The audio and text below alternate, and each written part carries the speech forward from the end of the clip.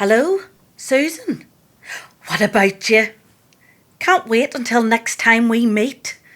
So long since you went away and made your life across the sea. I never had that dream, or hoped to move away from here. I am a Belfast woman, born and made. I never want to leave. Strange we're speaking on the phone. Never had one at our place. When we were wee, we saw each other every single day, running in and out of each other's houses, playing out in the street for hours, until our mummies called us in for tea. Married in the same half year, choosing dresses for the weddings. Our weans born so close together, with the help of Granny Brown, who helped the neighbours with their cures. Such good times in our neighbourhood. Do you mind all the summer street parties? How they closed off the street at both ends, and so much good food was brought to share. The bonfires brought no bitterness, but brought us all together, one and all. I wish that was still the same. Can't wait, my friend, till you come home.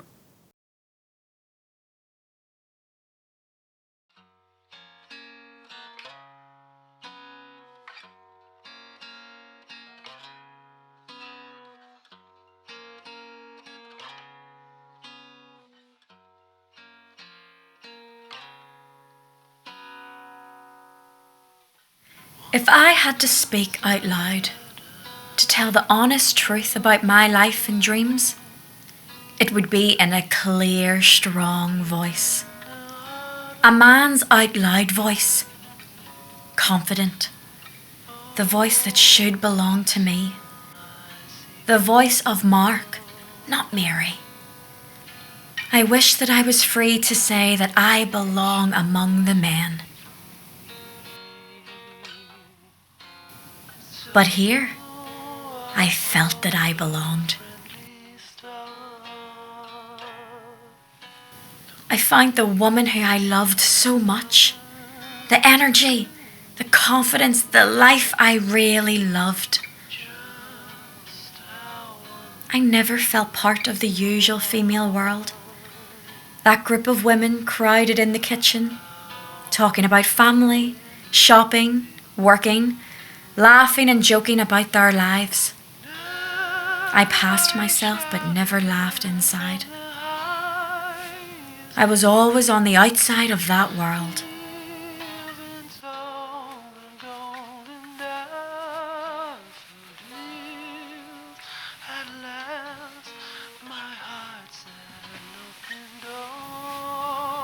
A wish for everyone I know and every unborn child. They wouldn't need to wear a mask. They'd find their own community and know that they belonged.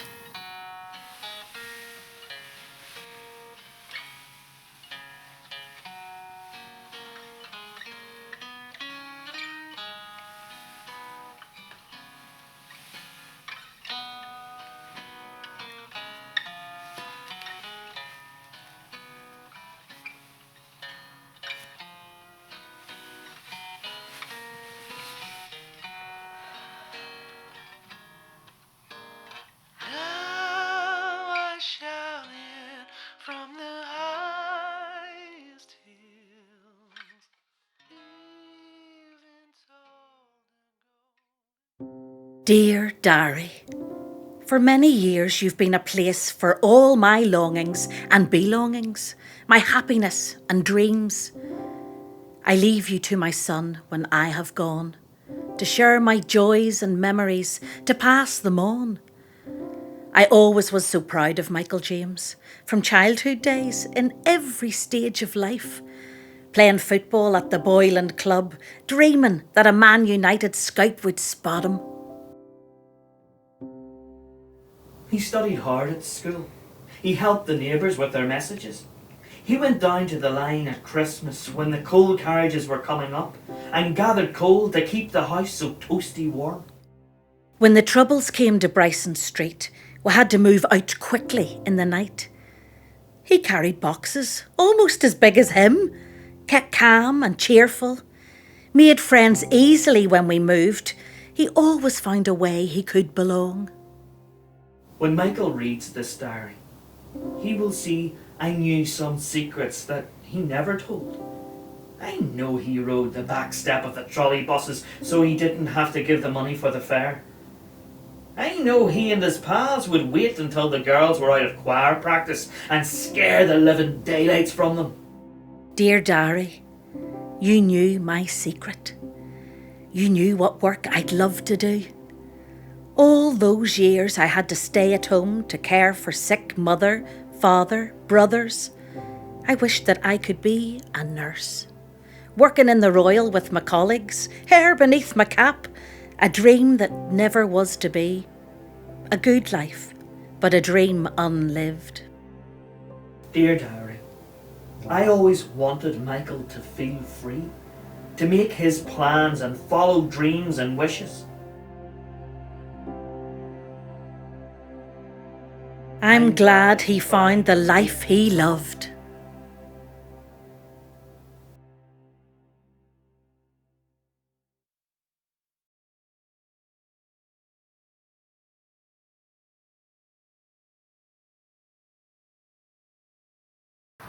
Come on, Tessa, hurry up.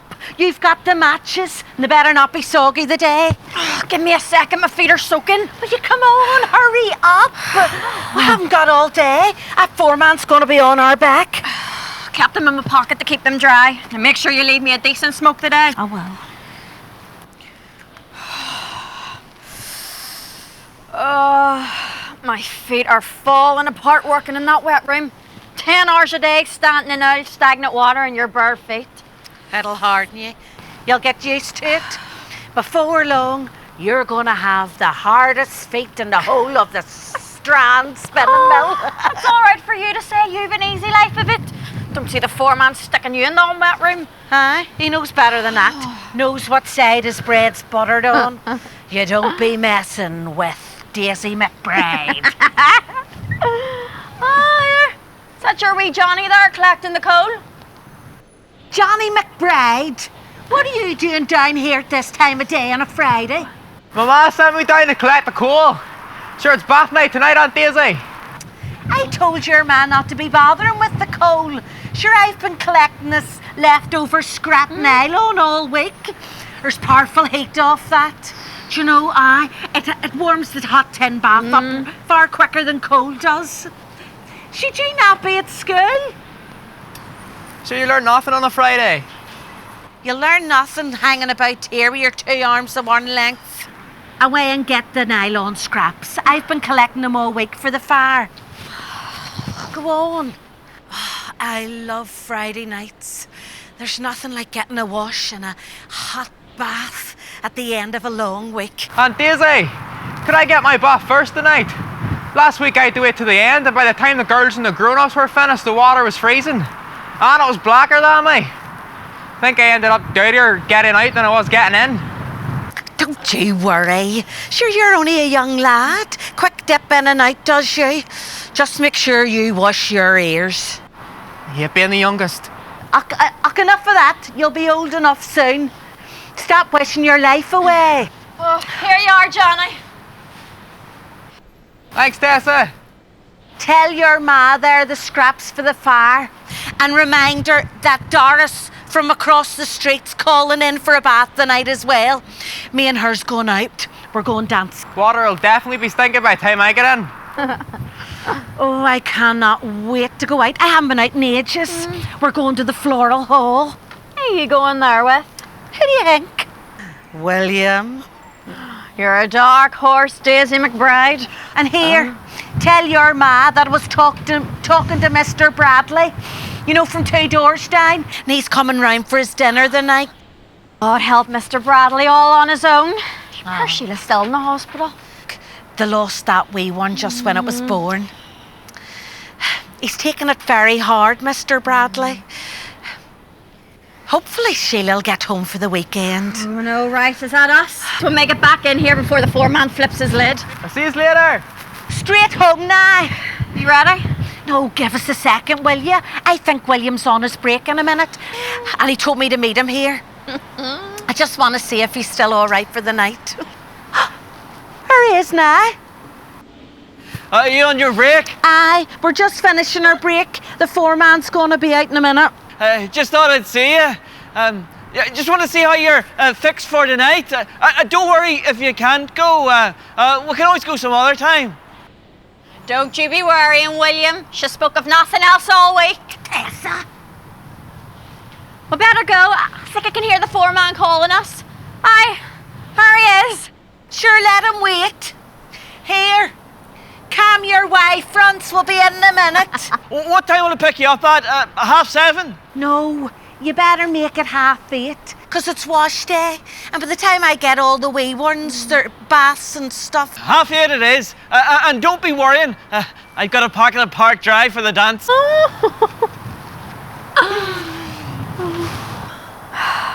Did you smell him? Old Spice, my favourite. Come on, quick. Oh.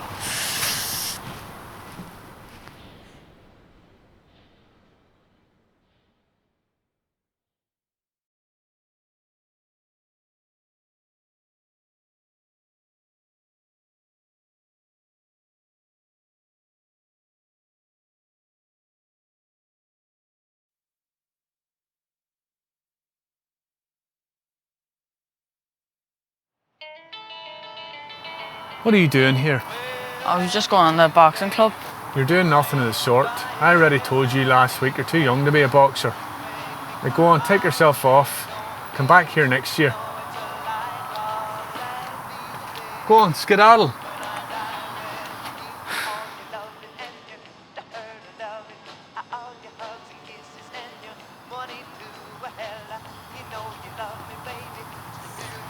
What's wrong with you, son? Your face is tripping you. I want to be a boxer. Is that right?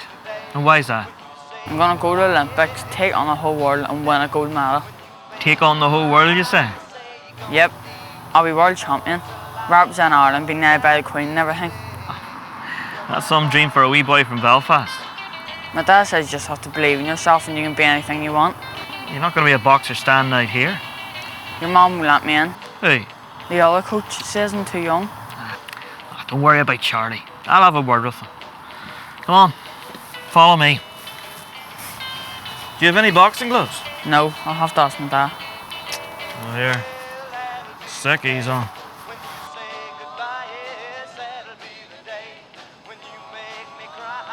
And for God's sake, tell your face to cheer up.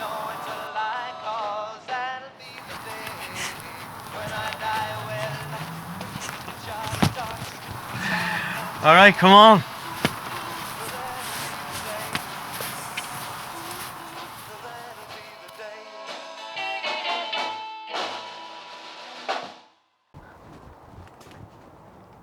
And the reason I got into boxing was a mistake, actually. I went up to join St. Joseph's. All my mates were in it, in the PT. So I went up to join the PT and done it the first night. It was great. Right, new member. Now, what age you, Pat? I said 6. Oh, he says, come back next year, you have to be 7. All my mates were 6, but they were clever enough to say they were 7. But I was a good wee boy, I wouldn't tell lies. Yes, yes. I got through out and I went down the stairs and I was still crying, and this door opened. And there was a guy called Jerry McAllister. He boxed under the name of Patsy Quinn. And he spoke like a Yank. Now, what's wrong with you, guy? I said, Mr. McAllister, I wanted to join the PT and they wouldn't let me. He says, one on here and I'll give you PT. I went into the boxing gym. 3 weeks later, I had my first fight and I won. And that was me in the boxing. And I travelled the world. I was an international referee, judge, and Tokyo Olympics, Beijing Olympics, Sydney Olympics. Well, we've had them from all over in this club. You know, I was well known within the Amateur Boxing Association throughout the world, and I got on with most countries, and when there was anything in London, they came here and trained along with our boys, you know. That was good. Brilliant. Oh, I've seen some great fights, but you know, that was one, you know, Muhammad Ali was 7-1. So that showed you what chance he had getting in. But I was confident he'd beat lesson, you know, which he did. Unreal. There you are. Brilliant. And when I seen Muhammad Ali and met him a couple of times, but the first time I met him after and told him, he just done that there. Oh yeah, it's a good sport. It learns some self-discipline and. He didn't ask you for a wee. I think he did talk to her. I think she did talk to him. That's some dream for a wee boy from Belfast. So it's Being smart. it's a good.